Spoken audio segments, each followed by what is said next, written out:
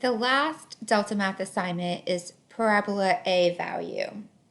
You only have 2 problems to complete on this section.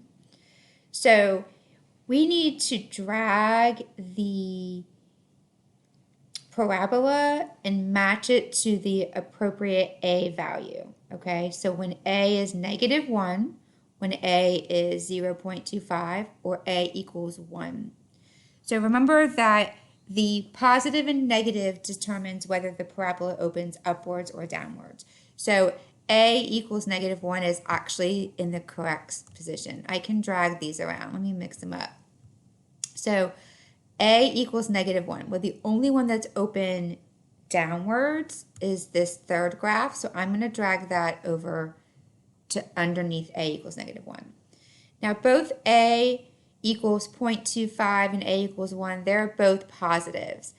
Remember that if it's smaller than 1, the graph actually gets wider. If the number is larger than 1, the graph gets more narrow. So out of these 2 graphs, this far one to the right is wider than the other graph. So this one shows a 0.25 graph. And then A equals 1.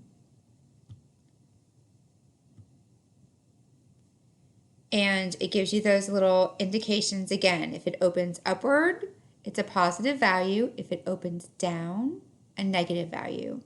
If A has a small magnitude, that means that number is smaller, the parabola will be wider.